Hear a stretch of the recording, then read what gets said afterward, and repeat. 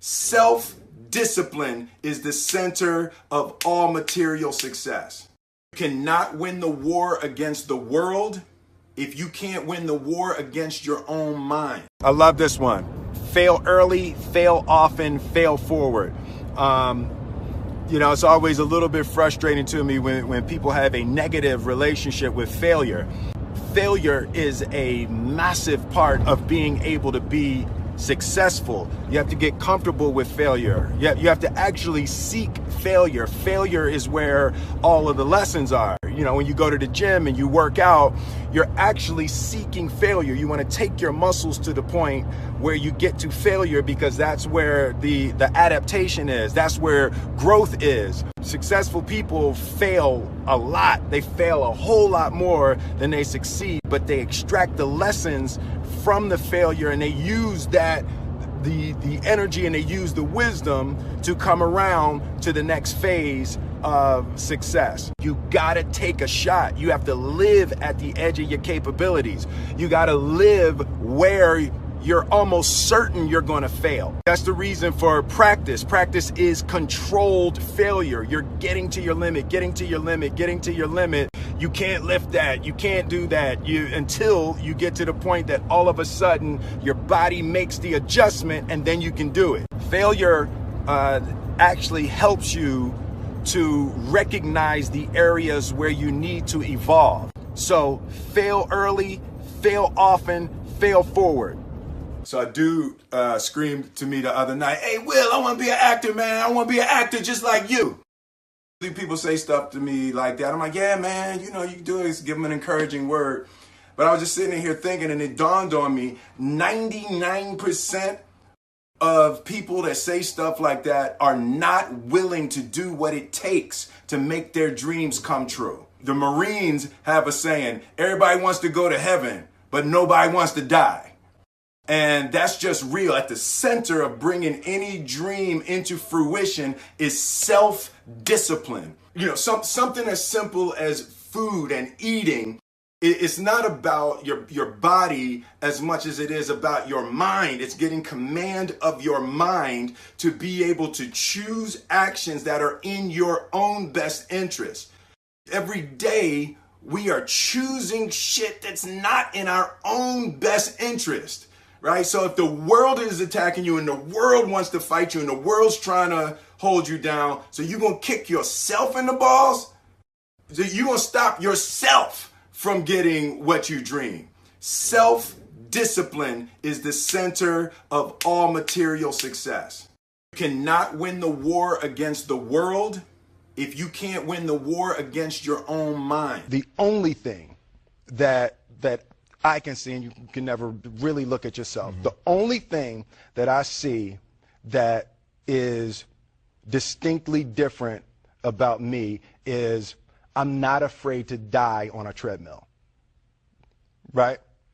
I will run. You would not be outworked. I will not be outworked. Right. Period. Yeah. You might have more talent than me. You might be smarter than me. You might be sexier than me. You might be all of those things. You got it on me in 9 categories. But if we get on the treadmill together, right, there's 2 things. You're getting off first, or I'm going to die. It's really that simple, right? So let's go back to the question about what if people block me out. There's going to be 2 options. I'm going to get back in, or I'm going to be dead. Right? It's like, you're not going to outwork me. It's such a simple, basic concept. It's the guy who is willing to hustle the most is going to be the guy that just gets that loose ball. He got okay, he got 2.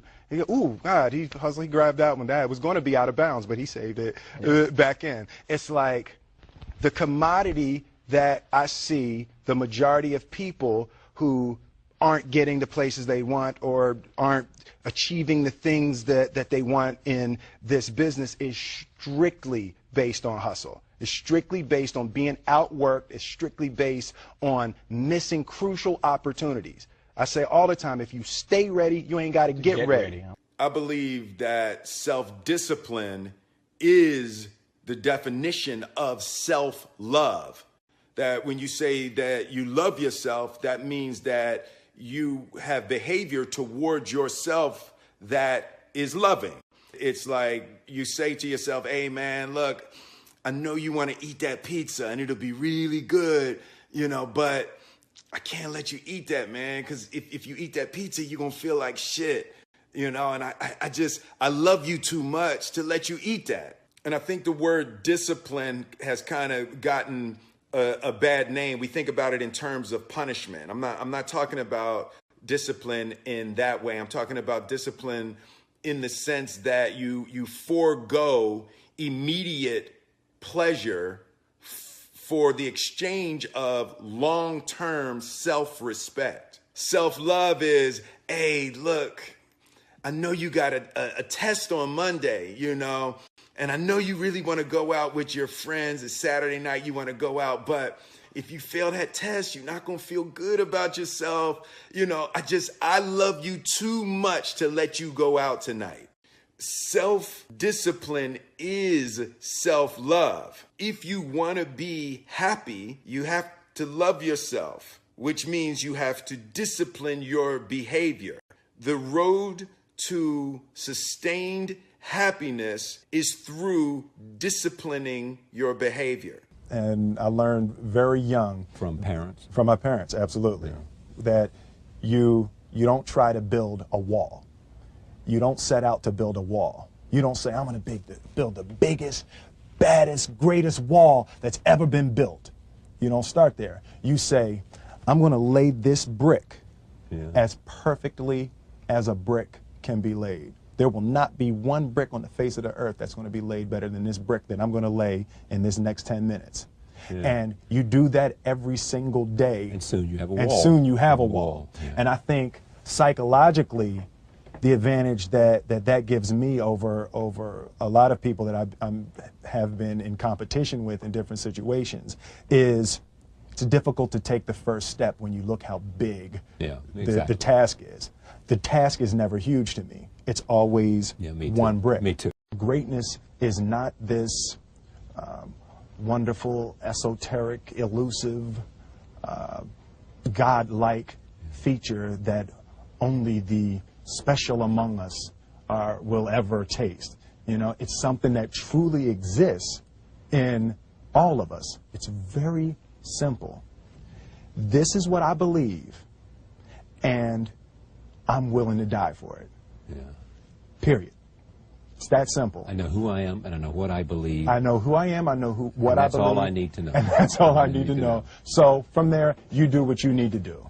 Yeah. And I think what happens is we make the situation more complex than it has to be. Because we're looking for complexity. There's got to be something complex to understand. It can't be that easy. The separation of talent and skill is one of the greatest misunderstood concepts for people who are trying to excel, who have dreams that want to do things. Talent you have naturally.